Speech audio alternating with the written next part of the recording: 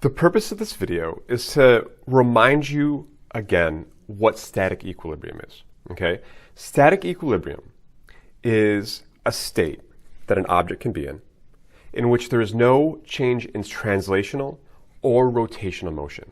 Okay? So it means there's no acceleration translationally in a straight line, up and down, right? And there's no change in motion rotationally, right? There's no acceleration, there's no sudden, like if an object's at rest, it doesn't suddenly start rotating in any certain direction, right? And so the next slide is a horrific collection of things that can happen when things lose static equilibrium. I'm putting this video into the module, and I think it's entertaining, maybe a little scary, maybe a little sad, but I encourage you to watch it because it involves what happens when structures that we depend on for our survival lose their static equilibrium. And that hopefully drives home how important this chapter is, and frankly, how important physics is. And so once you have a sense of what happens when there's not static equilibrium, it helps to remind ourselves of what are the conditions for static equilibrium. What does it mean that an object is in static equilibrium? Well, it means that the sum of the forces in x must equal 0, right? There's no acceleration in x. The sum of the forces in y equals 0. And the sum of the torques on an object equals 0. Okay?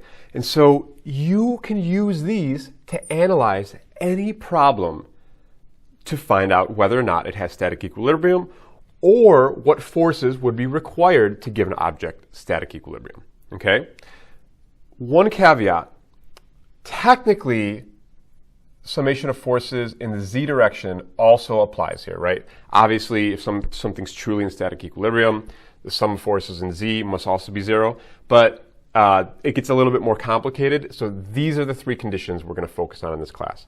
So remember when I said, the first step to doing any kind of force problem is to say summation of fx equals ma, summation of fy equals ma, right? So when you're doing any kind of a static equilibrium problem, the first thing you should do is write these three things because that's a place to start. These are three equations that you'll always be able to create and then hopefully solve. And I'm not going to leave you in the dark. We're going to do several examples where you're going to see how we use these to analyze the equilibrium of an object. Okay? Before we get there, I just want to do one misconception question. We're talking about like a seesaw here, okay? And this whole thing is length L, right? And that at L over 4, right here, there is a little balancing point, okay? And there's a person over here, and her mass is 60 kilograms, okay? And the question is, assuming this is balanced, in other words, static equilibrium, what must be the mass of the board, okay? So, first things first, we need to make sure we know what are all the forces acting on this object, right? If this is in static equilibrium, we know that sum of fx must equal 0, sum of fy must equal 0, and the sum of the torques must equal 0. Okay, so these are all forces, okay? And in order to analyze the problem, we need to make sure that we have all the forces that are acting on this object, okay? So let's analyze it. We have this person, so this is the weight of the woman. I'll put WW for weight of the woman, okay? And then we also, of course, have the weight of the actual, seesaw. Right? And so remember, if it's a symmetric object, the weight acts at the center of mass. So let's go to the center of mass. That's exactly halfway through. That's going to be L over 2, right? And we're going to have the weight of the board. So I'll do weight of the board, okay? Board, seesaw, same thing, okay? So this guy is acting at L over 2, and or we could also say that it's acting at L over 4 away from the rotational point. And this weight here is also acting L over 4 away from the rotational point, or the axis of rotation. Okay? Because obviously if this is pinned here, that is going to be where the seesaw is going to rotate about. All right. So what are all of our conditions? Well, first of all, there's no forces in the x direction, right? Everything's in the y. By the way, I forgot one force. If this guy is resting on this point right here, there will be a normal force pushing up from him. Okay? All right. So there's no forces in x, so we basically don't have to worry about this. Okay? But y, there's a whole lot, right? In order for this to equal 0, that means that, well, n is in the positive direction, right?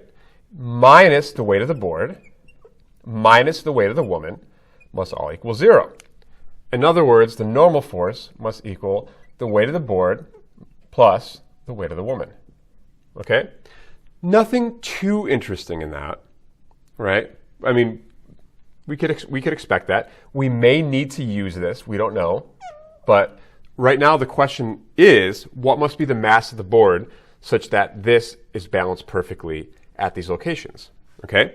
So that leaves us then with just that the sum of the torques must equal 0. Okay, well, so let's do that analysis. Sum of the torques are, well, what are the two forces? First of all, we have the weight of the woman, right? The weight of the woman, is that going to be a positive or negative torque, right? If this is pinned here, does this woman make the board want to rotate clockwise or counterclockwise? Well, the answer is probably clockwise, right? Pin there, I put a force there, it's going to rotate like that, right? So that's going to be a negative torque. So that's negative R, right? Remember, torque equals R F sine theta, right? So that'll be negative R. R is L over 2, or sorry, L over 4, times the weight of the woman. That's the force. And the angle that it makes with the board is just 90 degrees. That's 1, so that's what we got for that. Okay? And to make sure I have room, I'm just going to erase this. Weight of the board there. Okay? All right. So summation of torques is that plus, right? I'm going to say plus because the only other force is the weight of the board, and that's pointing down over here. That's going to want to make the board rotate counterclockwise. That has to be a positive torque. Okay? What is my R? R will, if this whole length is L over 2 and that's L over 2, then that must be L over 4. Okay? Make sure you prove that to yourself. That's L over 4, right? Times the weight of the board. And that all has to equal 0, right? This is our torque condition for stability, for static equilibrium, okay? And what does this basically mean? It means that, well, if I add this to the other side, I just get L over 4 times the weight of the woman equals L over 4 times the weight of the board. That cancels, that cancels. This just means the weight of the woman must equal the weight of the board, right? So if these guys are going to be balanced, the board must have the same weight and the same mass as the woman. That's 60 kilograms. That's option D. We, my friends, have an answer. Okay? So this is kind of like just 101 of analyzing the stability of objects. It's kind of like the most basic version. In the next slide, or the next video, we'll talk more and do a few more examples of how to do this for other situations.